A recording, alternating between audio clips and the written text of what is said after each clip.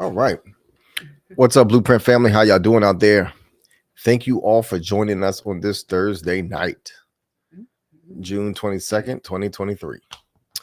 And we have of course, interesting topic for you all again tonight. How do I choose better dates? So stop choosing wrong. Stop thinking that you are the victim and everybody's doing you wrong. Thinking that you're the only person that this is happening to, that I keep getting the wrong man and the wrong woman on the date, boyfriend, girlfriend, and it always ends in disaster. So if there's a pattern that you're seeing here involving relationships and that they're always ending, like kind of like that story we had, that letter that we had 2 nights ago with the woman who's can't figure out why nobody wants to date her after the third date. Eventually you have to look in the mirror and see that there's something that you can change or something that you can improve on. And tonight we're going to talk and discuss about these things.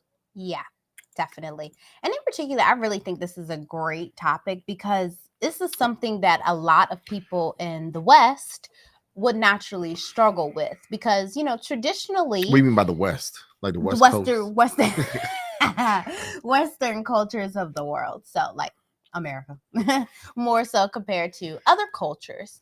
In particular, traditionally, parents in many cultures around the world have played a significant role in helping their children to find a spouse. So it's usually not the child or the young adult looking, I won't say child, but the young adult looking for the spouse on their own. Usually the parent is involved in it. And, this is still the case in many, many, many parts of the world. In fact, when we talked about arranged marriages, 50% of the marriages in the world are arranged marriages. Right. So that means that the parents have certainly had some part in helping their child find a spouse. Right. And that interesting statistic was the fact that 90% of these marriages survive. I believe in the world, like 6% of divorce rate in particular. So 94% of these marriages survive. So what does that mean? This means that parents need to be more involved getting their children married, finding them mates. If you have parents, if you have a 20-some-year-old daughter who hasn't found a husband yet, 25-year-old daughter, 30, maybe you need to also take in account that it is a shared responsibility on your part as well to help them find someone that to grow their lives with. Yeah. Because, Western cultures, they emphasize individualism a lot. Independence. Yeah. And with that, having to make your own decisions when it comes to like choosing a your spouse, life. is a very, very, what's the word I'm looking for? It's a search that needs to be done with great care. It needs to be, you need to have some type of guidance, some type of advice. Experience. Yeah, some type of something to help you along the way so that you can make the best decision possible. And again, that is really why we created Blueprint Family Jewels and Wife Economics, because in particular, this will allow for a lot of people who don't have those two parents coming together to help you, guide you, give you advice on how to choose the right spouse. That doesn't mean that, the rest of us aren't supposed to get that information, but that's why we created this channel to help. Of course, there's a lot of information out here, but it just really helps provide a good, solid guidance that is looking to really be beneficial when it comes to something as important like this. Because in Western cultures, although people have a very liberal view on marriage, they believe that you can be free to marry whoever you want to for whatever reason, social class, religion, whatever, ethnicity, whatever. Like, that freedom is great in the sense of, I guess, being able to go out and experience different people, cultures, and actually be able to see the values and the principles that you like for yourself. but it's not so good when you're not able to have like a stringent criteria or guideline to really just help you in this process. So yeah, we can go ahead and get into the question if you would like. Okay, sure. Of course, Instagram, always, we tell you, you can hit us up on YouTube so you can get the full experience, right? Yep, the HD sound and audio, along with the letter. You will see it in full text as well. Yes. And I guess we should go ahead and we'll probably mention it again at the end, but we are going to not have a show tomorrow or Monday because we're going to be working on some stuff. So with that, just be on the lookout for some shorts as we go ahead, and we got a lot of content already that from doing our live streams every night. So it's going to be great to be able to chop this up and get some shorts out here so that we can also boost more views and exposures, because people like the shorts. yeah, they do. People like the shorter form content. Right. Yeah, thanks for the views. We got hundreds of thousands of views from our videos that we post, and some fun stuff up there. So that's beyond our belief. And also too, especially Instagram, we have a lot of followers up there. We would love if you all could migrate also to our YouTube channel, subscribe, share those videos, and tell your friends about us. So we really appreciate it. Yep. All right, let's head on to this letter for tonight. Okay, so the subject: how to be better at choosing dates. Been single and online dating for about half a year. Met up with at least 20 guys. Absolutely no luck at all trying to find someone I click with. Most of them I can't even see myself being friends with due to vast differences in personality, humor, intelligent levels. I don't even know what it is. It is incredibly draining. Anyway, any advice on how to choose better? I started asking that we talk on the phone first. That might have weeded out a handful of people. The platforms I use are Tinder, Puff, Coffee Meets. Plenty of fish. Thanks. Coffee Meets. Bagel. Is there any way to choose better from just an online profile? And ultimately, I'm trying to find a serious relationship, but I'm not opposed to finding new friends and even just a fun night out with somebody. Any advice on picking better? Yes, stop using dating sites. Stop using dating sites. I disagree. I don't say do that, because I think there is an opportunity and you got to be able to, but you have to be able to use it right. That's the issue. Yeah. And but the thing, go through a criteria, which I actually was able to get into, and I didn't even tell you about, but I did a little research on my own for some things that a person can do in particular to help weed out those dating profiles. But I don't think that a person should just close all their options because, Look, I think that you will have better success talking to real people that you come across that you may find attractive daily. That connection that you will feel better than finding someone on a dating website and then asking them out for coffee and tea or whatever, and then having that communication. Because I always say this, and this is a truth statistic: that man that you're talking to, that you met on that dating website, is probably talking to 10 other women. And so therefore, the reason why you're feeling this non-connection is because he's connected to 10 other women aside from you. So he's not really trying to give his all to you. He's not. He's trying to look and see who's going to outlast the other females. That is the reason why she's feeling this way, people. I'm telling you, that is the reason why. So therefore, she's dated 20 guys, and she's feeling this way is because that connection, like I said. So that's 200 people. If it's 20 guys, 10 women each, that's she's competing against 200 other women. There's no way in the world that you can feel a genuine connection when you're competing against 200 other women for 20 guys. That's very hard. And the time that you're giving these guys is very limited within that half a year. That's 6 months. So you have to have talked to about, goodness gracious, 5 guys within the, at least within a month. For a year and a half. Oh, year and a half? I'm sorry. Yeah. I thought it was half a year.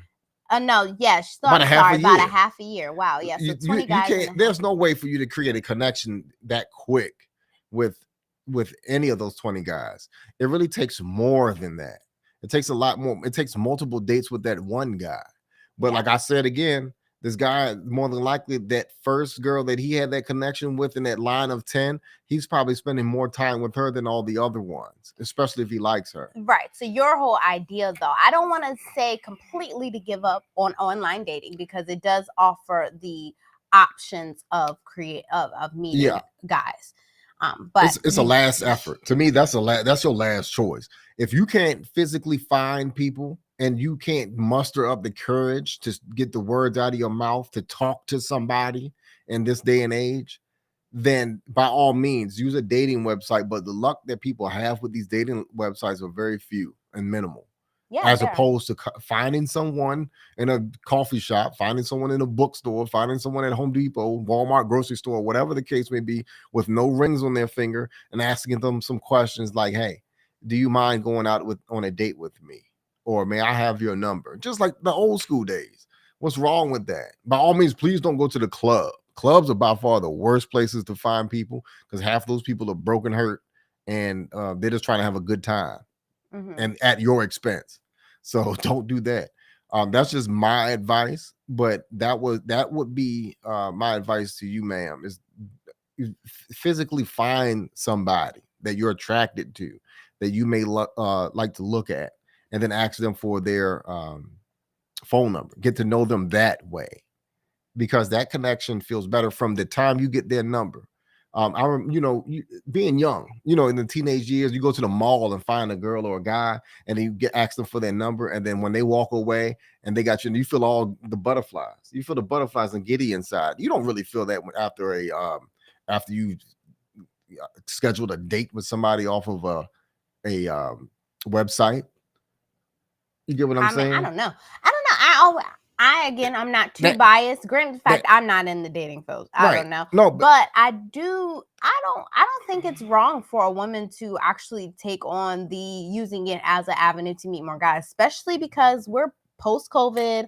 A lot of people are still teleworking. They're not getting out to meet. They need to get out. They do. I 100% agree. But because of that, the aspect of a lot of people are on dating websites. And so you're just like completely cutting off an option that could very well lead to something better. And I just think that it's important to then just be extremely selective. So like having a stringent guideline. I think it's great that you said, you started by what she said, I started by talking on the phone with these people.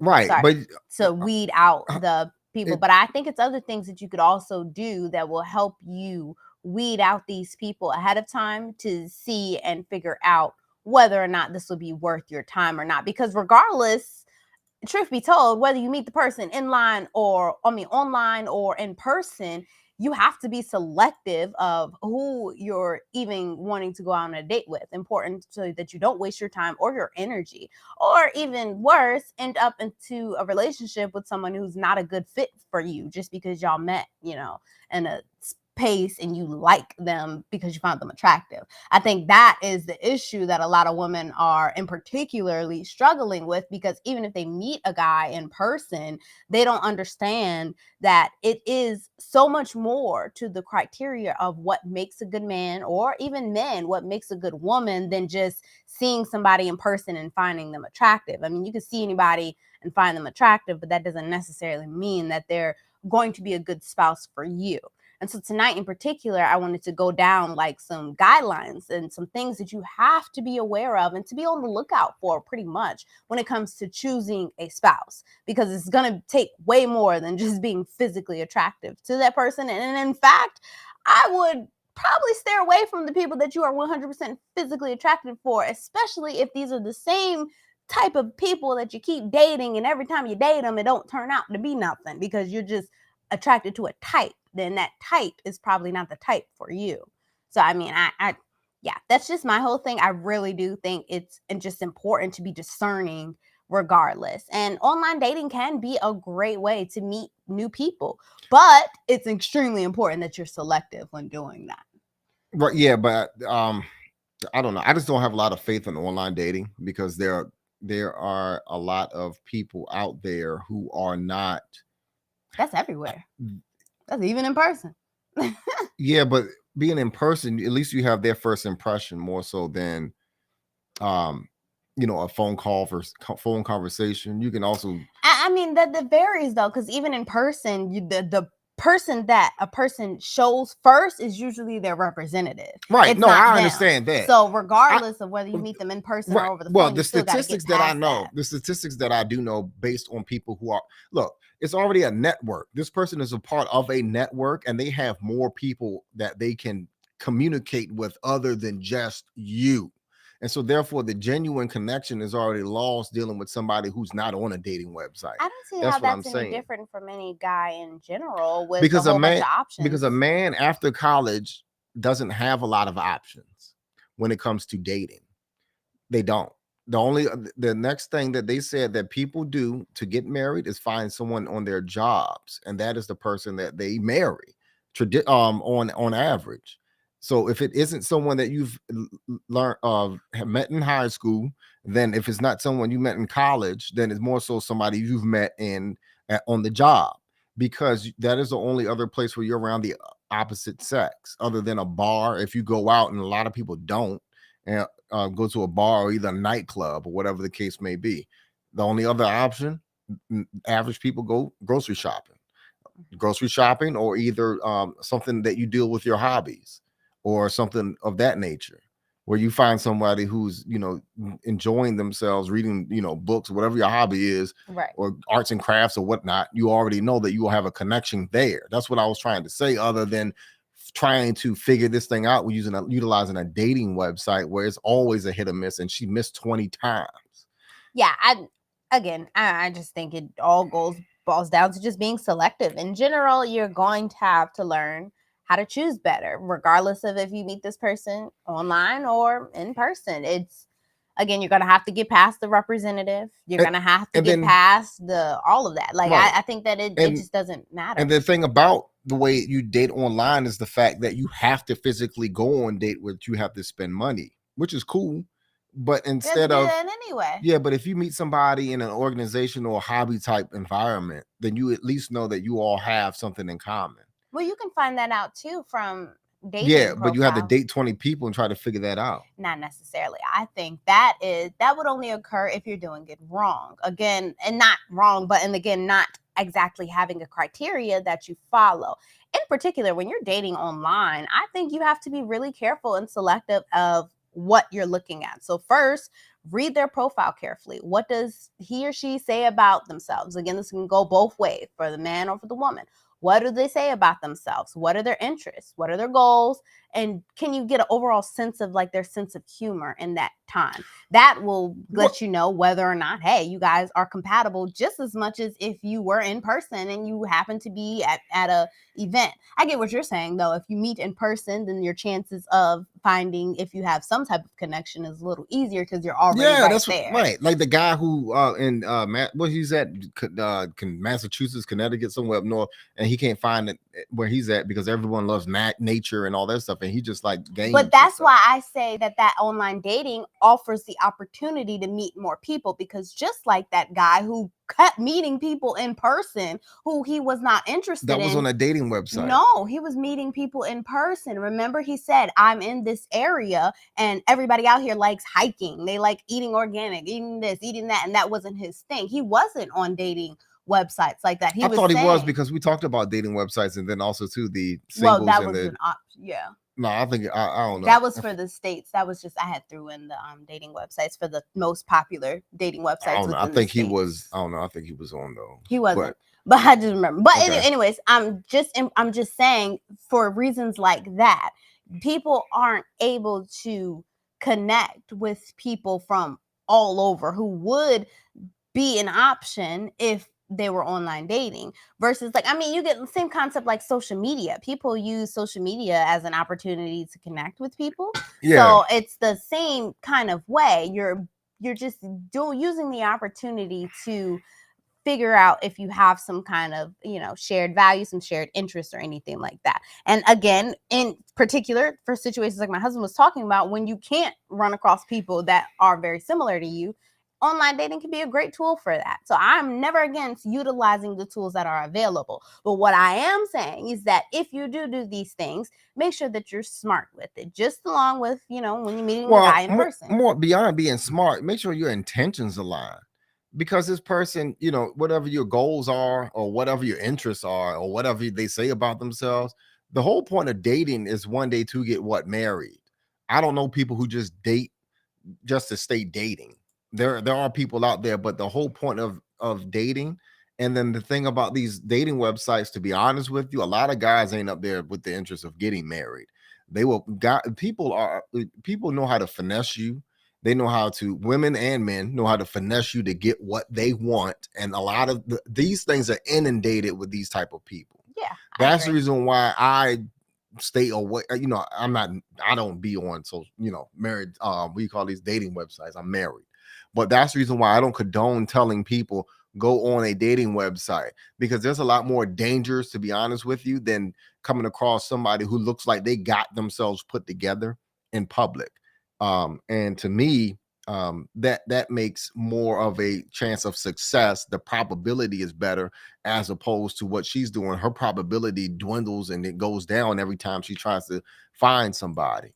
Make sure your intentions align. Yeah, because if you're agree. not, if you're dating, the whole thing, everyone's message on their dating website needs to say, I'm up here because I intend on getting married one day.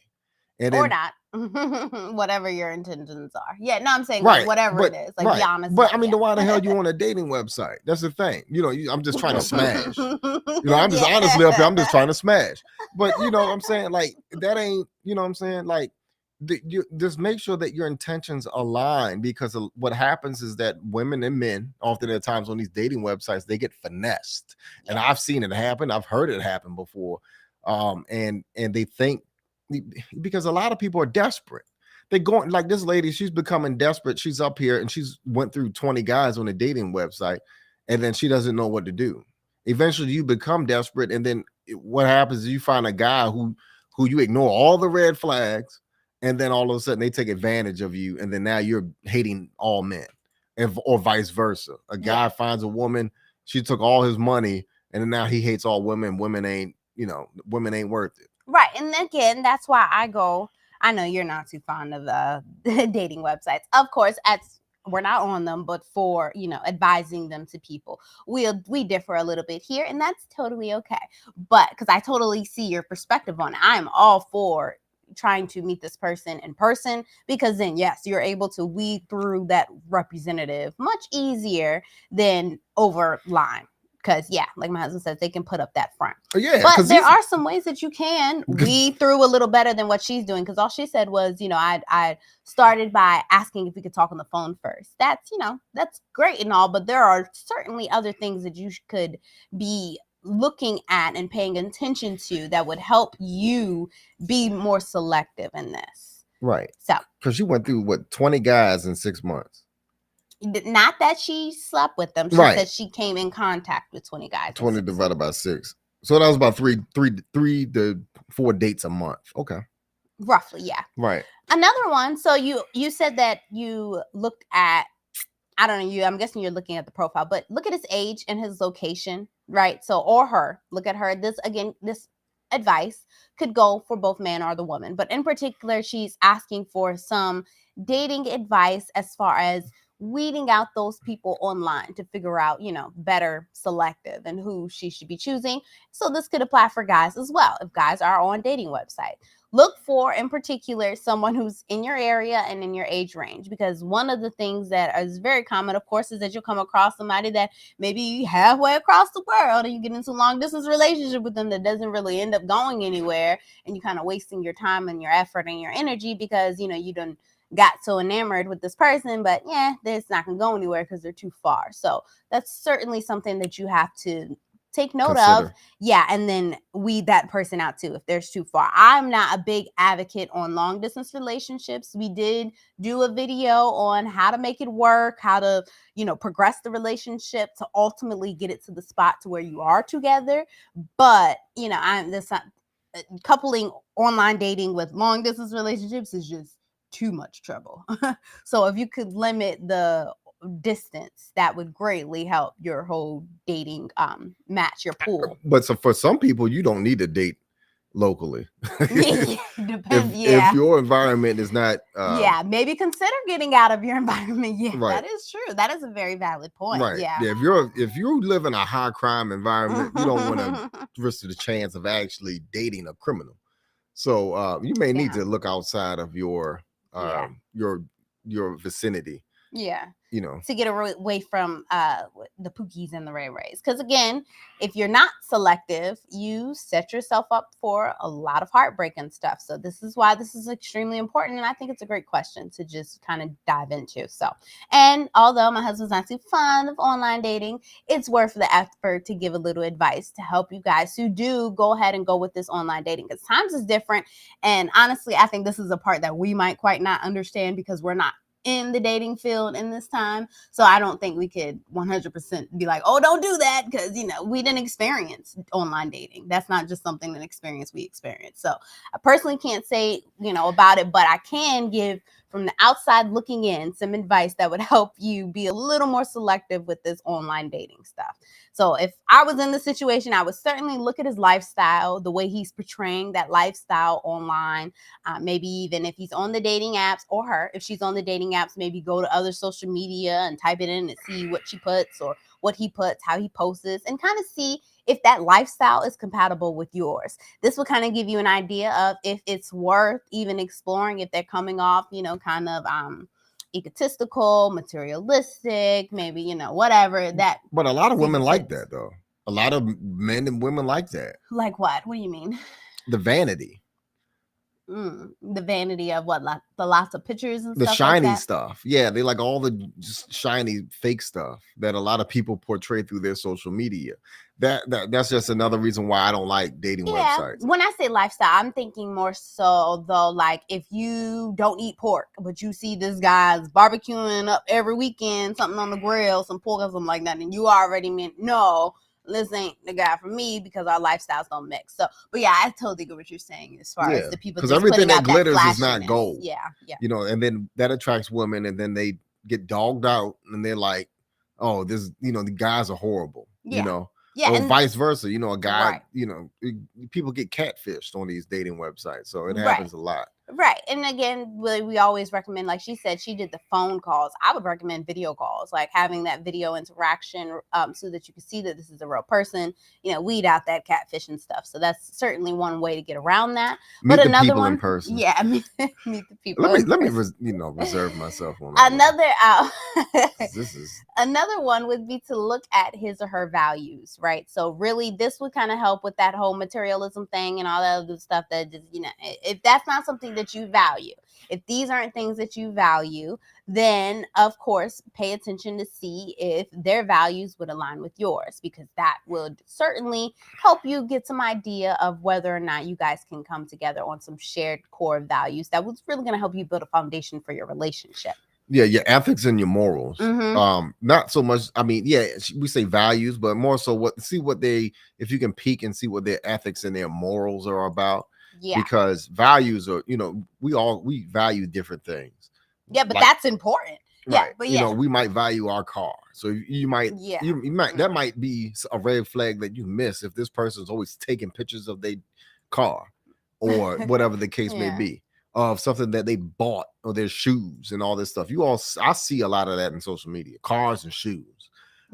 Clothes, people putting on, they always flashing, putting stuff like that. Those are probably the people you may not want to consider, to be honest with you, because they're probably more so interested in themselves instead of you, to be honest. But you see it all the time. You see it all the time that people pick these flashy people, and then try to have a relationship with them, and then they're all broken up and realize that I got played, or whatever the case, because they selected the wrong people. Yeah, so looking at the core thing. And then you have to really look at yourself and see what you actually really value in your life. Yeah. Because evidently, like this lady, well, not so much like this lady. I don't.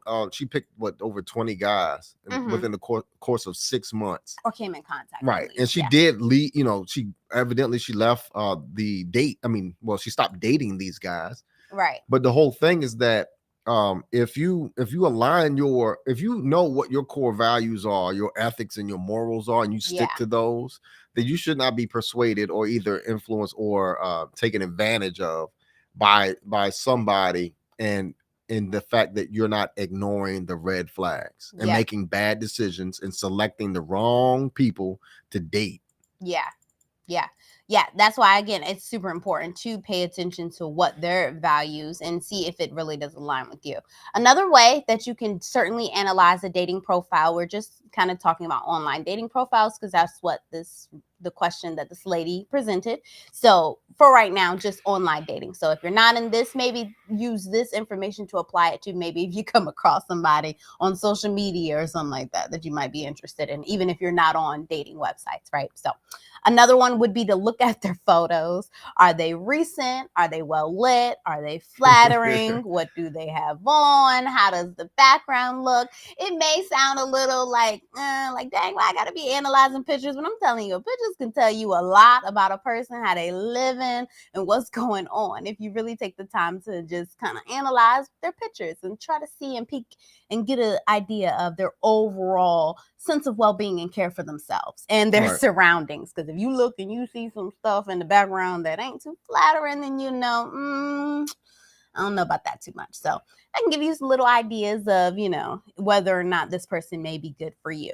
Also, too, like, not that this would matter too much, but overall sense of style and appearance, seeing if that matches with you. If you're not too fond of men in particular, if you're not too fond of the woman dressing raunchy or whatever the case may be, whatever her style may be, then, that's not the woman for you. Don't go trying to change how she dresses or tell her how she can dress or whatever the case may be.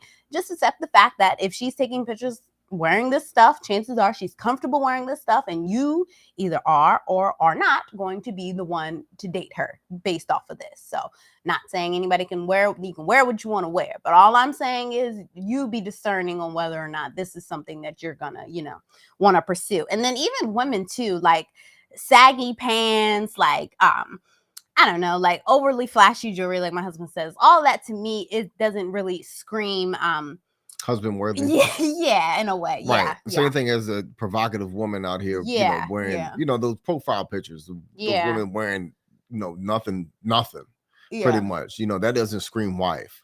But a lot of times these people select these people anyway and try to date these people, and it becomes a horrible experience. Right.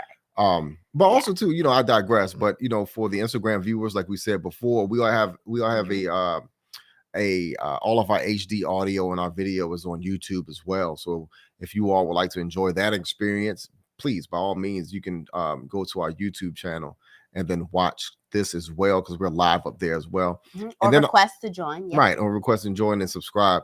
But also too, we this is a live call-in show. You can also text, type any questions at any time, and we'll go ahead and break from the topic and actually give you some advice as well. And it's all free on the show, on the live shows. So if you all feel the need to want some advice or leave a comment, we really appreciate it. So that's all I wanted to say. Another one is to check their grammar. This may sound silly, but the way a person talks or types in particular will kind of give you a little peek into maybe their communication style and whether or not you would be comfortable, like, communicating with this person based off of, if they seem literate, if they seem to take their time to write well. All of that says a lot about how a person carries themselves and, again, their communication style and whether or not you would be comfortable communicating with them further. So take a peek and see how they write, stuff like that. Sometimes you can tell a person's intelligence level, of course, by what they say, maybe who they're quoting, what their caption is of stuff like that. So it's really gives you a little peek into, what's this person mind like based off of the things that they say. Because, that a person can really tell you something about themselves in a way.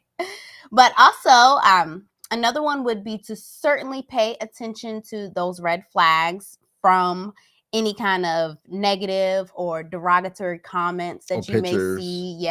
Or like does it seem too good to be true? Does it seem like they're, just trying to say certain stuff to make themselves look good, or possibly even just set themselves up to, have a hookup or something like that? So really just pay attention to their overall speech and what they're saying, and trust your gut. If you feel like that's kind of not a nice thing to say, or that's rude, or I wouldn't date somebody that says something like that, trust your gut, because chances are if you're feeling something like that before you've even interacted with this person in person, or before you've even initiated some type of dating communication with them, then it's chances are you might feel that way later on. So yeah, just don't ignore your gut instinct. Another one would be to look for common interest. Of course, we kind of hit on this a little bit before, but if you do come across a profile or somebody that you might be interested in, try to reach out and find that common interest. If you're if you're kind of struggling to really see what this person is about, ask questions. Don't be afraid to ask questions. That is really the only way that you're going to be able to get to know this person and see if they're a good match for you. So certainly be willing to ask those hard and difficult questions that you want to know right away, so that you can avoid wasting your time and certainly your energy, because like this one young woman said, it can be draining, right? It's super draining having to date and figure out if this guy is for you or not for you, or if this girl is just trying to use you, or whatever the case may be. So all of those things are certainly things that you could help yourself when you're trying to be selective with this whole online dating world that y'all live in. So certainly use those tips for that in particular. But in general, I do want to get into some overall general criteria to really kind of pay attention to when just in general trying to find a mate, right? Someone to select, to date, worth your time, worth that effort. Mm-hmm. You want to go ahead and start? Yeah. Mm-hmm. So know what you're looking for. Mm-hmm. I said that earlier. Your intentions. Make sure your intentions align. The assumption and what you need to know, but when you're dating somebody, is if they want to get married. Mm-hmm. Like I said before, the whole intention on dating is the audition for marriage. That's what I always say. Yep. So you need to know what are your values and interests and goals. So they need to align with that person that you're communicating with. Yeah. What are you looking for in a partner? Ask yourself these questions, and once you know what you want, you can start to filter out those potential dates and those people who do align with your values. Or don't. Right. And be stern on this. This is the part where you don't waver. So right. I really think it's important too. That's why within my Wife Economics course, we really spent a whole week first just diving into what I call self-care, the self-cared for wife. So you're really just taking the time to figure out all about yourself, what you need, what you value, what's important for you, finding your happy space, finding your peace, connecting with yourself. So then you know really what you're standing on, your principles, that you are then looking to have someone come and help you share in those principles and build on that, because that's something you don't want to waver from. This is not one of those things where, he's not, that, that he doesn't like this per se, but maybe I can get him to see, that, if you do things my way, or if he looks at it my way, like, you don't try to persuade somebody to value the things you value, or, that's just not going to happen. If this person doesn't align with you, then it's just not the one for you. And that's really for you to then take your time and not rush this. Don't just think, oh, well, this guy looks great, let me go ahead and date him a little bit and see how that works. And then, just really don't rush that. Really make sure that you're taking the time to really get to know someone and see if they're really worth you committing to before you even just jump into something. You got to assess that character. Yeah, before you jump into their bed. Yeah, certainly. Yes, certainly. Because, people go on dates and have one night stands all over the place, and then with somebody that they realize that they can't stand, and then lo and behold, they have children with people like this. Yeah. So you really do have, in all seriousness, you really do need to pay attention to those red flags before you actually get yourself into a situation to where you can't get out of. Yep. Now you have a child with somebody in which you just can't stand. Yeah. And because you didn't take the time out to actually align yourself and your principles and see if they really match up. Right. That happens often. Yes. And yes, believe it or not, like that was one thing I was just about to say. It's so common that you'll hear a woman be like, oh, they just up and became controlling out of nowhere. No. Or either I don't know why I happen. slept with them. I really didn't like them. Yeah, no. Oh man. No. I've heard that multiple times. There are a lot of warning signs. Yeah. I understand that people get lonely. I do. I understand people get lonely, but don't let those emotions cloud your judgment. Be the decision maker in who you date and who you sleep with. Loneliness should not be the number one thing that drove you to having a one-night stand with somebody that you don't even know nothing about, and then it ends up in a situation in which you all are parenting a child, right? Or worse off, you doing it by yourself, right? Or you doing it by yourself because you got crap values and you ain't know about it. Because accountability is on both parts. It is, and accountability goes both ways, you know, in that situation. So, and you hear this a lot that, you know, especially, single mothers that, it was his fault, that, we did this and all this other case, but ma'am, you also picked the wrong person. You didn't take the time to actually look at these red flags and evaluate the person that you were sleeping with. Yeah. And vice versa for men too. Men who out here who are making children all over the place and they want to blame the women. No, I mean, you chose to sleep with these women too as well. Right. So accountability is at that moment in time on both parts. Yeah. So because there were no intentions in the beginning of growing a relationship. A lot of times that happens. So if we could cut all that out, then I believe and I understand that there will be less single mothers out here. And then also too, more marriages and people who are more so serious about getting married and raising a family in the right way. Yeah, because although we talked in the beginning about how our Western culture is so big on individualism, which is very separate than other cultures. They actually are very traditional in the sense of the parents come in and help assist the young adults in finding their spouse. Right. So with this Western culture of being so individualized, we have to then take on that responsibility to make sure that we are making the right responsibilities for ourselves. Right. Like doing those proper vetting things that you need to do to make sure that this guy is not a jerk, he's not abusive, he's a provider, he's not controlling, right? But he's a provider and he's a protector, right? Look at that, And then look on the other hand for the men that this woman exemplifies and exudes wife quality. Yeah, she's kind, she's loving, kind, loving, friendly, helpful, nurturing, a helpmate. Yeah, and then to extend it even further, if you can cook and clean, that's a plus. Yeah. Another thing I do want to say, because we kind of hit on this a little bit. Just women, because it's so common, women say, oh, but he just one night woke up and was abusive. If this is the case, you have experienced this. I'm not saying that some women don't experience this. If you do, though, I strongly encourage that you take the time to find out what are the signs of an abusive partner. Sit down, do a little research. I'm not saying that, you just, trying to put yourself in a victim space. Don't do that. But put yourself in the space of trying to educate yourself on the potential red flags out here, on the potential problems, these potential bad guys out here, and get to know what those signs look like early. Because trust me, I grew up as a child in an abusive home. There are signs. It doesn't just happen out of nowhere. Nobody just wakes up one day and decides I'm going to be abusive. That's not how that goes. It really are signs that you just ignore and you don't pay attention to. So please, please, please, please take the time to get yourself educated on what these little subtle signs, because they do start off so subtle. And yes, they can be hard to miss, but sometimes they can be hard to miss, but sometimes they aren't hard to miss. So, I mean, hey, please just take the time to educate yourself on that. That would help you save yourself from a lot of heartache. Please. Yeah.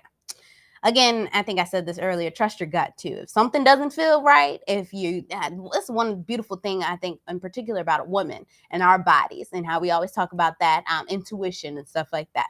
That is a legit skill. Our bodies are able to read energy. We pick up on energy. It's all around us. So when you get that type of energy and you feel it, I don't know how much of y'all really believe in this stuff, but trust me, we're energy. So if you can feel within yourself that something ain't right, you can't put a finger to it, I am a firm believer of go with that feeling, because you just don't know what God could be trying to tell you. And you just, you really can't ignore it, because if you ignore it, you can kind of get yourself in some tough spots. So trust your gut. It's often right. It really, really is. It really is. So another one would be, we kind of talk about how, traditionally with parents, they're usually the ones that help out. If in particular from Black homes, where this is like 80% of our children are growing up with single family households. So if you don't have, no, it's 64% of all. That's everybody, not Black. Right, children are grown in single parent households. Black is like 80%. But out of that 64%, 80% are Black. Yeah, are in the Black community. Yeah, 80% of the 64. Right. So that's a huge number.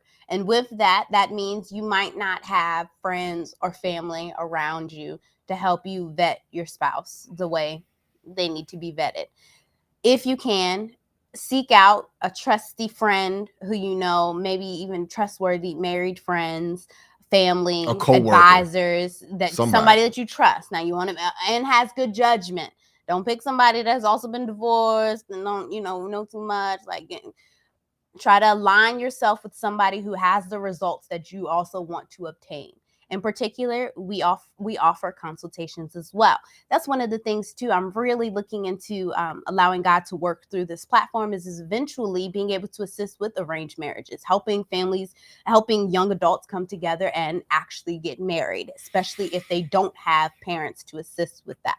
We're going to let God work through that. But for the time being, just try to be open to feedback as much as possible, because sometimes a lot of the times, other people are able to see things that you might not be able to see for yourself, especially if you're picking off of attractiveness first and you find that you're really attracted to this guy and that nothing seems wrong, but your relationship isn't progressing. That is certainly a time to bring somebody in to really see, is that guy actually the one that's really seems to be interested in you, or are you just more so wrapped up in, their looks and stuff like that? So, and the reason for all of that is because you don't want to go deeper and further into the relationship and then things get worse. Yeah. This is how people get married and then all of a sudden they get divorces or, bad stuff happen in relationships because there wasn't a third party or someone else to vet the person that they were marrying, right? Whether it was the husband or the wife. That's the reason why arranged marriages in other countries have a success rate of like 94% and a divorce rate of 6%. Yeah, it's because the person the people that are being married are heavily vetted. Yeah, to make sure that they are of the same intentions, and then also too that these people understand what it means and what it takes to grow a relationship and to raise a family. Yep. And they don't have their feelings invested in it as much as you do. Right. Because if your feelings are involved, like again, your judgment is clouded. We've all made emotional decisions before and then ended up having to pay for it. And it always happens. It happens time after time, but sometimes you do get lucky. You luck up, but those are chances that you take, and the probability is very slim, especially when it comes to relationship and other people, because people change. And then they may always been the person that they've always been, but you never saw that. So that's the reason why it's important for you to have a third party, somebody to say, hey, what do you think about this person? Or what do you think about what I've done in this situation with this person? Do you think that we're going to make it? Or what can I do better? Or what can they do better? Or what's wrong? Like what's going wrong? We need some help. I condone getting marriage counseling first before you get married. Yes. Because often at times that counselor, that third party person will see a lot of red flags that both of you all don't, because you all operate mostly throughout the day with your emotions. Yeah. So it is very important. That's something that is not even normal here for people to get marriage counseling before marriage.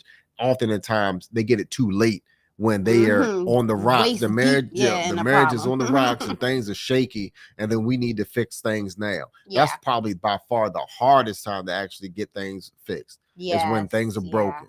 So use marriage counseling as a preventive maintenance, as opposed to something that's reactive. And using it at the wrong time when things are pretty much, you all are already separated. To what who's it's very hard to try to fix that. That's all I'm saying. You know, the Yep. probability of bringing people back together when they're separated is very slim in the United States.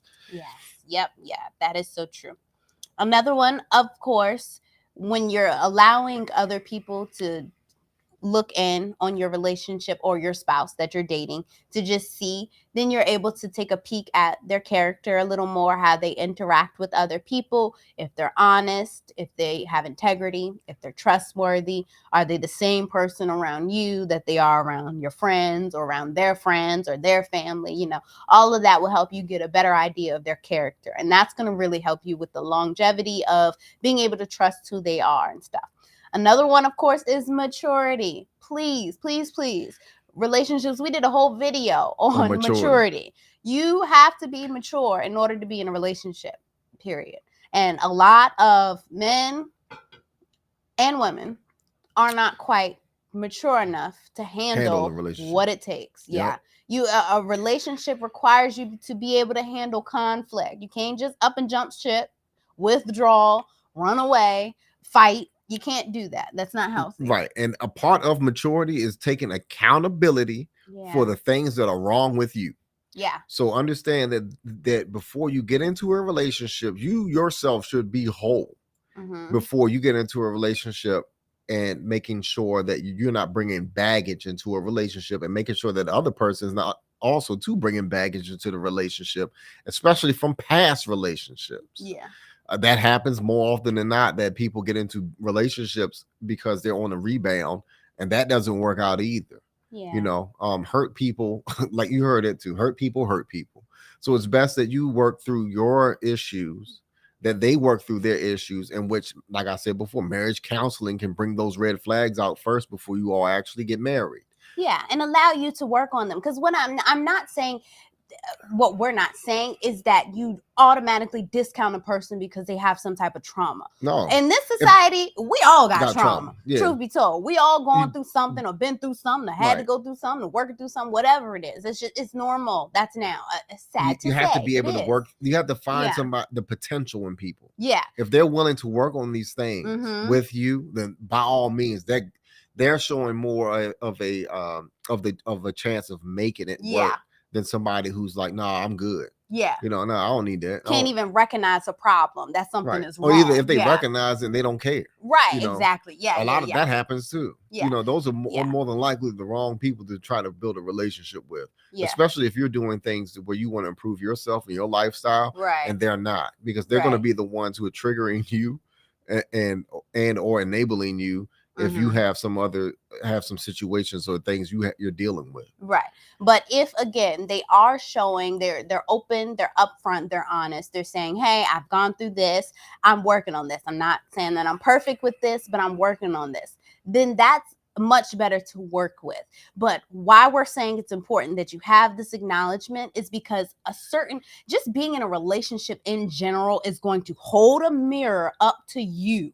That's literally what a relationship does. It holds a mirror up to you that gives you, in a way, not just a sounding board, but in a way you get to see the things that you need to work on so that you can also have a good, harmonious relationship with someone. So you're going to be bringing up stuff, they're going to be bringing up stuff, but if y'all haven't gotten to the point where you're able to recognize when this stuff comes up and then how to handle and deal with it effectively, you're not going to be able to grow in your relationship. So it's okay if you have these traumas. Just make sure that you're at a point to where you're comfortable recognizing them, you're able to recognize it, and you're working on coping mechanisms and healthier alternatives to those behaviors that you recognize are not healthy. Yep, and we're not saying that you're going to be perfect. It's not going to be perfect. It's going to require, again, that mirror is going to require you to work on things, but just be okay with that.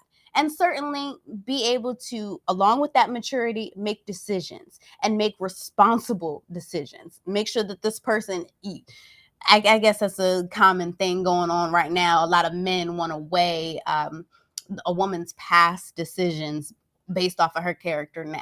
And although I don't 100% agree with that, because I think we all, especially when we're younger, we do dumb stuff. We can make dumb decisions, and that, that just comes with being young and dumb.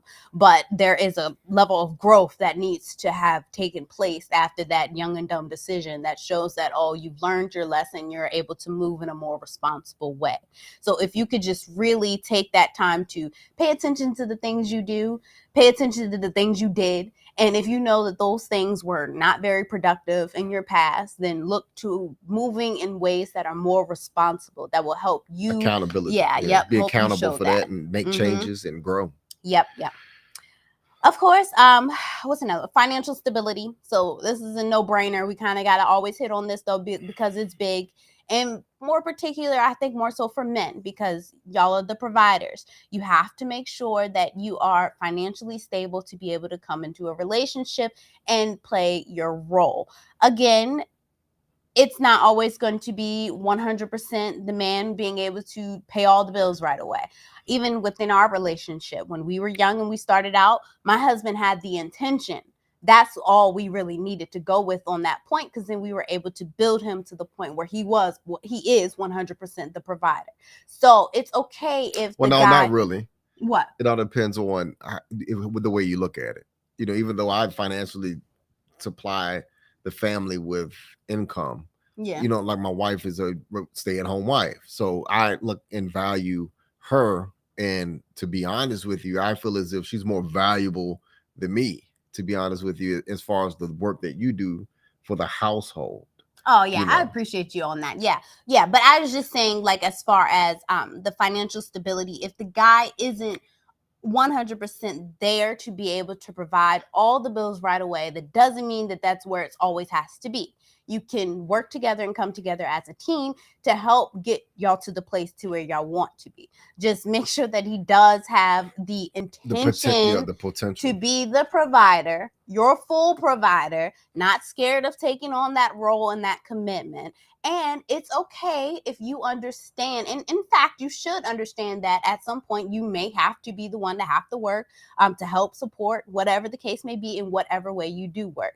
That's totally acceptable. Mm-hmm. But just be sure that you're looking for someone that you can really share your life with and build your life with, and know up front what that's going to look like and whether or not they want to do that. If you know that you want your man to pay all the bills, don't go with these guys out here that are talking about 50-50 this, 50-50 that. If that's not something that you want, don't entertain that. And truth be told, there are enough men. I have, now that we've been doing this for a couple months now, I've come across a decent, I would say more men who are willing to do that 100% role and then the 50-50 role. And what I often see, though, the guys that are in the 50-50 role, if they were given the support to say, hey, well, I'm willing to help you get to that, point where you really can provide, I believe those guys would really come over to that wanting to be the 100% provider role. But it's just, in this day and age, of course, finances are tight now for some people with the economy and inflation and all these other things. So you got to take these things in consideration. But financial stability is certainly a huge one that you need to make sure that you're paying attention to as far as criteria for your relationship. I think parents back then, they used to ask the guy, like, what's your credit? Like, what's your job? What your parents do? What your grandma do? Mm-hmm. Like, that was financial stability is a huge one that overall parents want to look at, especially when it comes to like the daughters, giving your daughters away to someone. You're just like, can you take care of my daughter? Like, before I do this, like, cause that ain't happening. Right. Like, what are you about to say? Like, I just got this. I keep thinking, there's no romance without finance.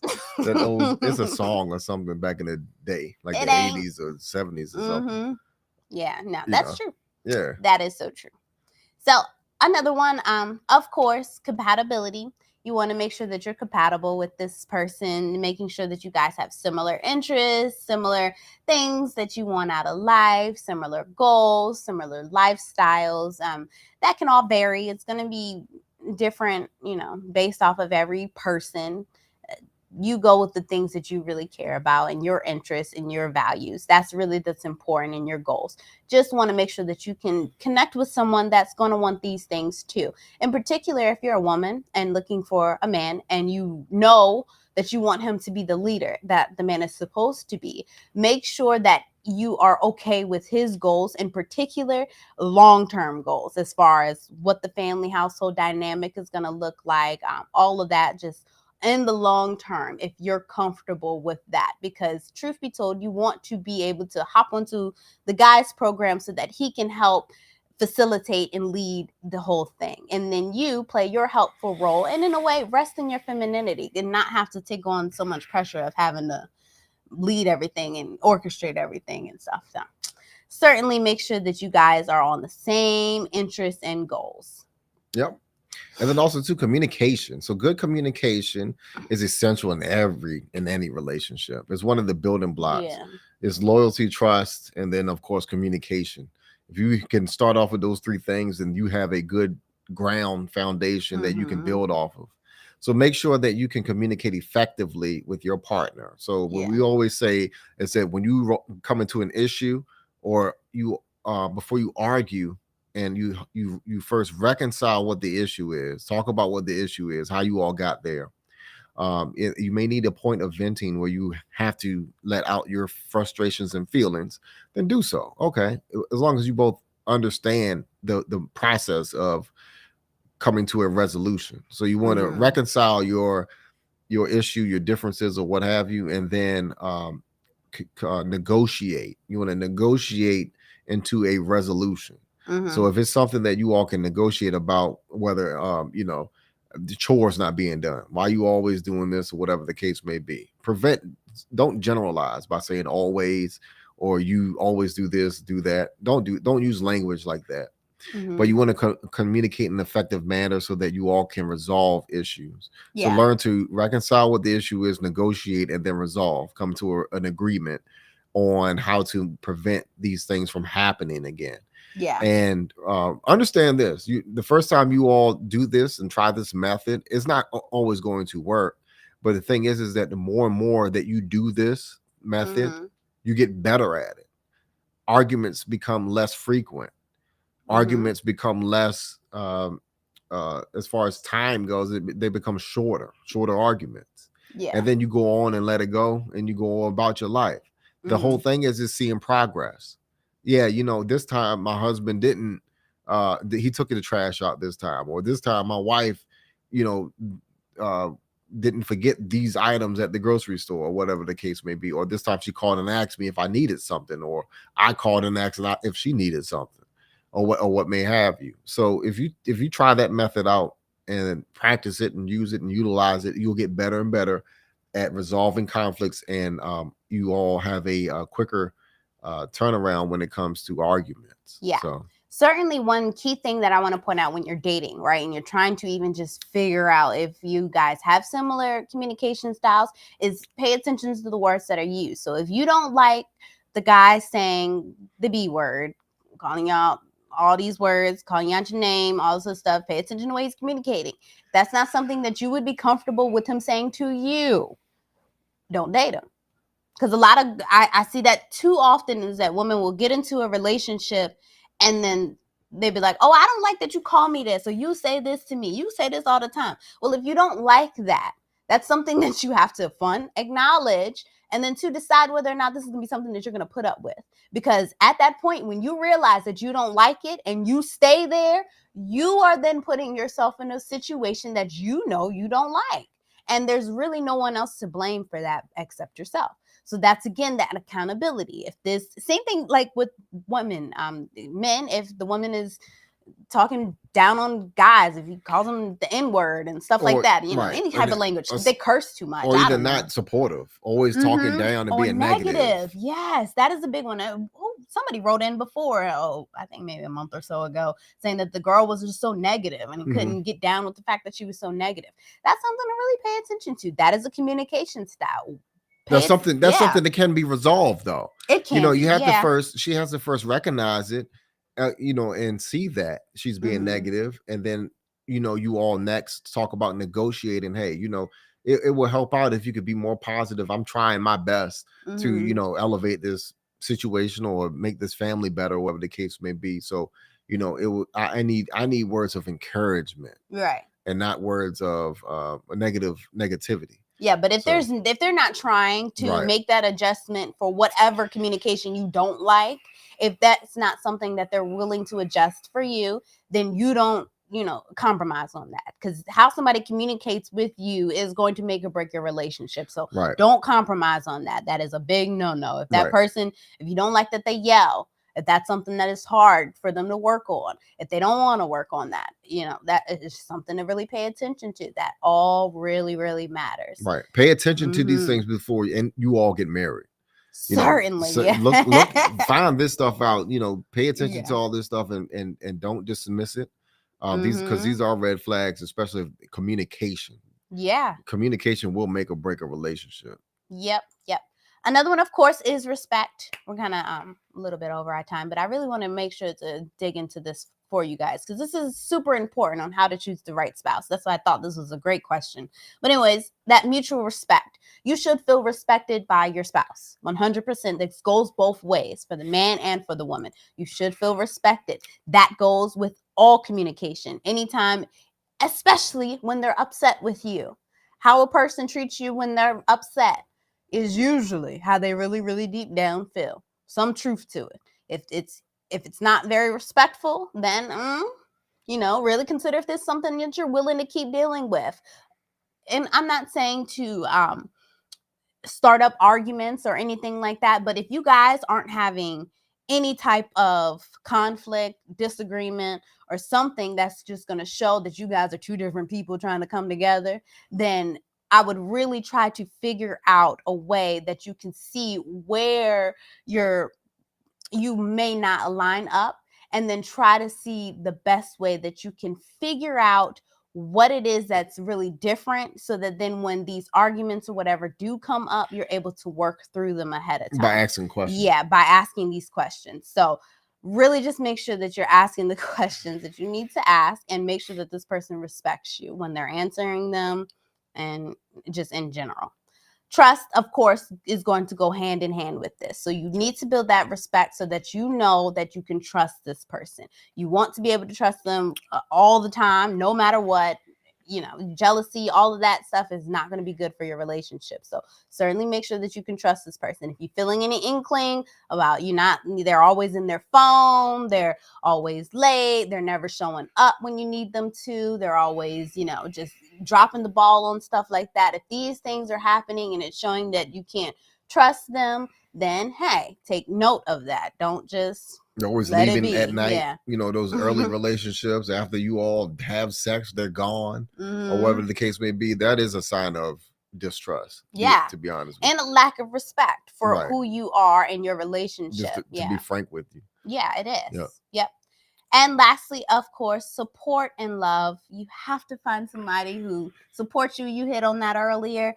Support you thick and thin, no matter what, and willing to do that even when it's difficult. And of course, I guess some people always say love isn't so much into relationships and marriage as much as it should be now, but love is super important. It's a really important factor. You want to find someone who loves you and who you can love back. So please make sure that you're taking the time that you feel that love within this person coming Right. from them. But also, more importantly, love yourself. Mhm. Because it's hard to love somebody else when you yourself do not know what love feel like from Yeah. within. Especially if you don't love yourself, how are you able to exude love? So I know there's a lot of hurt people out there. Yeah. And especially if you do not love yourself, you need to get some sort of counseling. Yeah. To figure out why you don't, and then also work on the things that you need to do in order to correct that behavior, so that you are fit. We call it marriage fit. So that you are marriage fit to be able to be in a relationship and to love someone else. So Yeah, this is a big one, a this is a good one. Yeah, it was a long criterion, something that's really important that I thought we really should address. I love topics like this in particular because, like I said, I always when we kind of created Wife Economics and Blueprint Family Jewels, it really just came to me at a time where I was just meditating and asking God, what is something that he could use and work through me for? And in particular, when being immersed in this, something that has came up and has piqued my interest that I never even thought about, which I really think would be really helpful for our community, Black people in particular, but maybe even all communities, because it's an epidemic of loneliness everywhere. But arranged marriages is really something that I've kind of just allowed God to say, hey, I want God to work through our platform, some way of figuring out how we could help to arrange marriages and arrange connections and love within our community in particular, because a lot of us out here don't know how to choose the right spouse. We don't have that guidance. We don't have that support, that advice. Right. We come from a place of no love. Yeah. Yes, exactly. So, I mean, you got to fix yourself. You got to want to fix yourself first in order to want to be in a healthy relationship. Yeah. A lot of broken people out here dating broken people. Yeah. And it only breeds brokenness. So yeah, and there has to be something to help. That's what's happening out here. Yeah. And I honestly believe, like, again, statistically, 50% of the world is arranged marriages. And in that 50%, I think India has the highest, of course, arranged marriages, but they have 90%. Like 94% success. Yeah. It was like a 6% divorce rate. That is immaculate to me. That's what I'm talking about. And again, it's proof that if you take the time and you're really strategic and you set up good guidelines and you really are vetting the person and then aligning and then knowing what you're getting into, preparing yourself. We're a big advocate.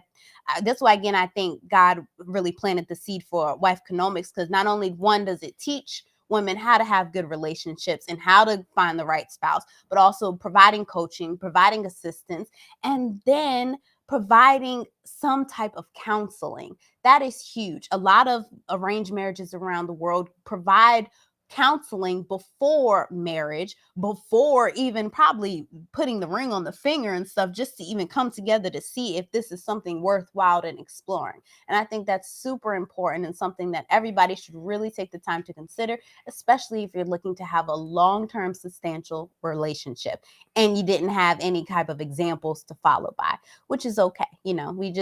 Then you just got to be deliberate, super deliberate in what you're doing, so that then you're on the right track for sure. So, yeah.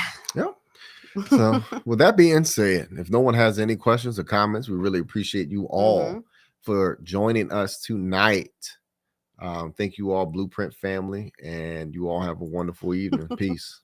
Peace.